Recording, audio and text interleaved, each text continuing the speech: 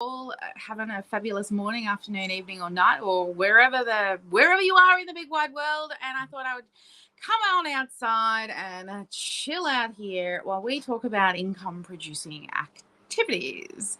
And I wanted to share with you, how I like to kind of delegate out my time and what we always recommend where you should be creating or doing most of your work. You see, there are three main areas, and I've even drawn it on a piece of paper here for you.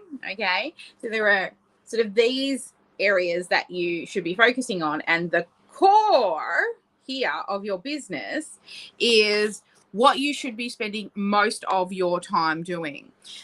So I like to call them IPAs.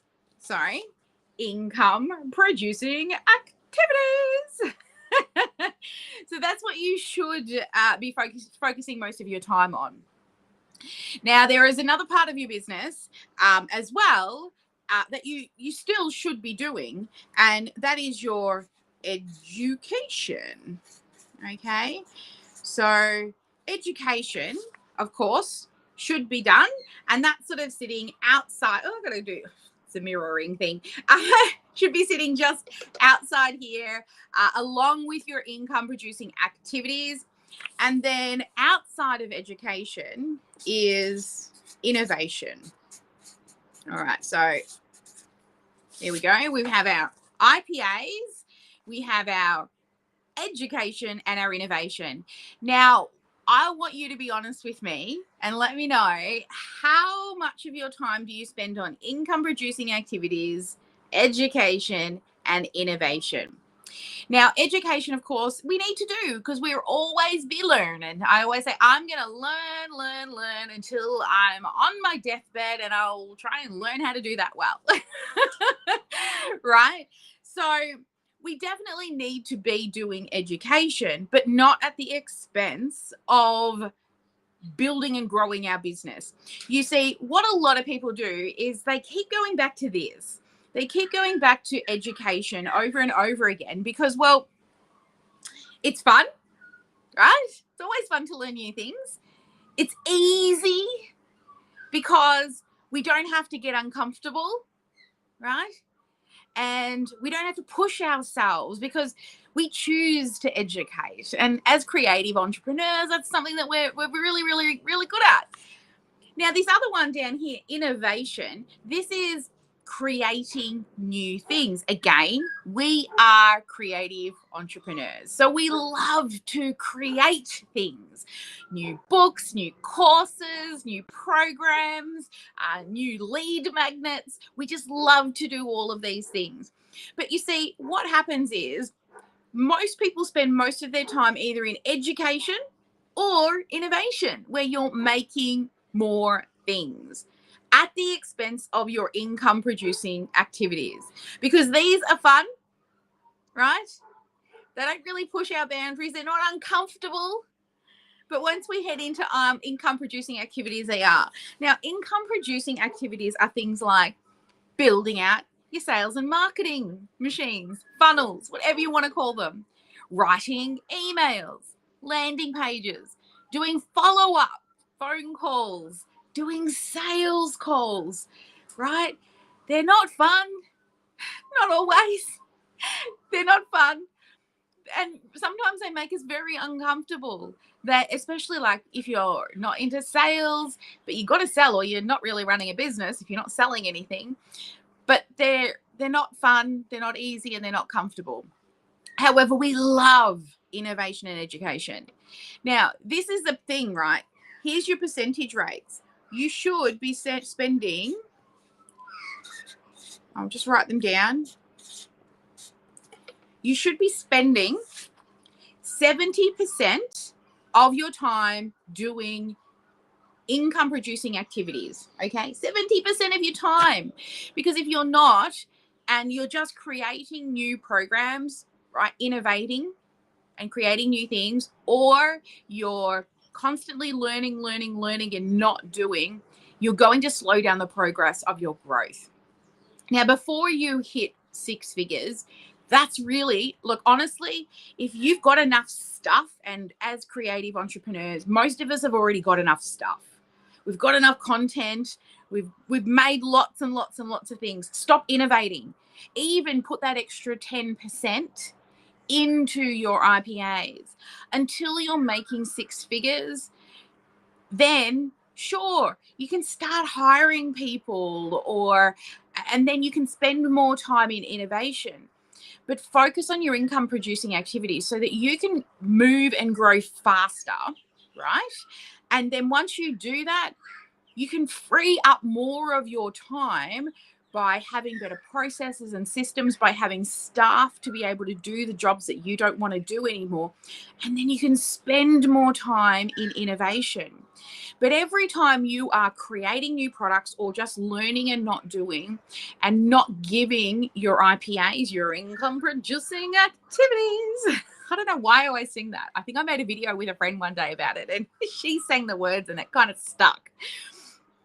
So IPAs are writing emails, setting up marketing funnels, replying to customers, getting on the phone and talking to people, running your live events over, like we spoke in our last lesson. If you didn't see the last lesson, go back and watch that. But you're doing the same things over and over and over again. And then what you create is momentum and income. And then you can start moving into learning new things and innovating with new products and services. So be totally honest with us now. Where are you spending most of your time?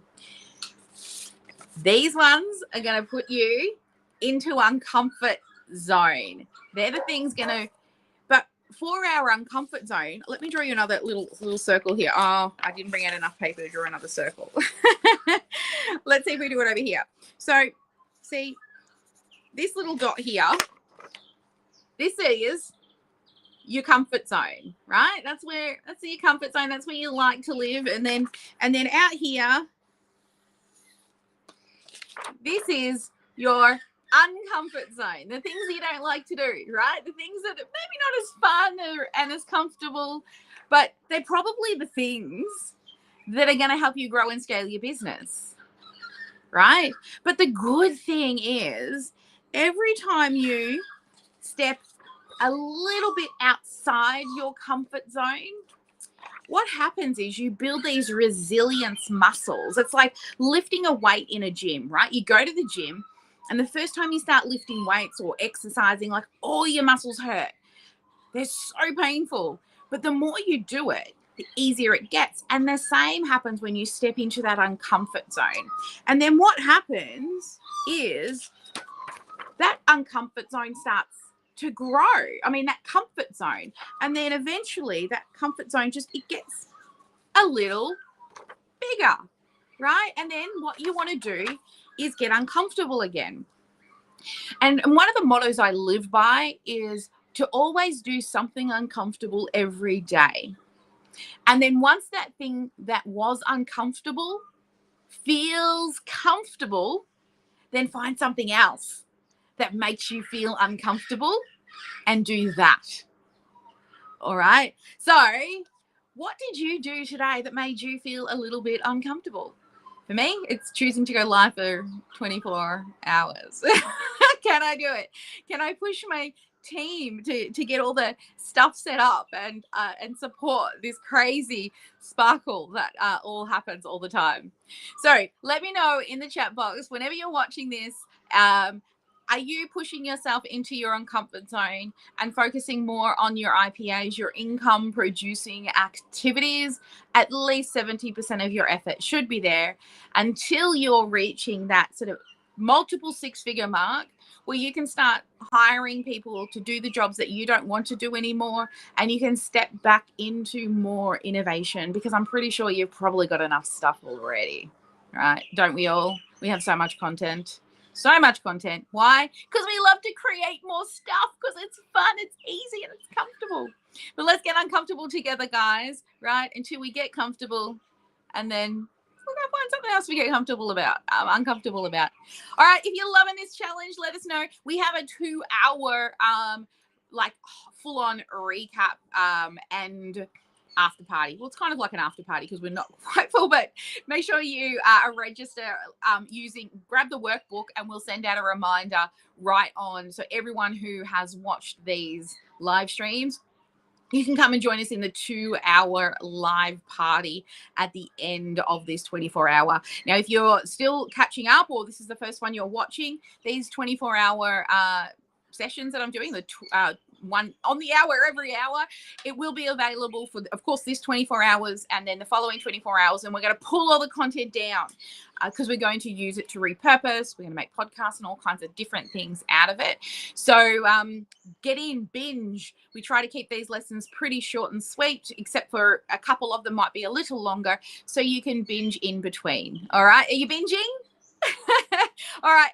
Never let anyone dull your sparkle, and make sure you get at least one or more income producing activities done each and every day. I'll see you at the top of the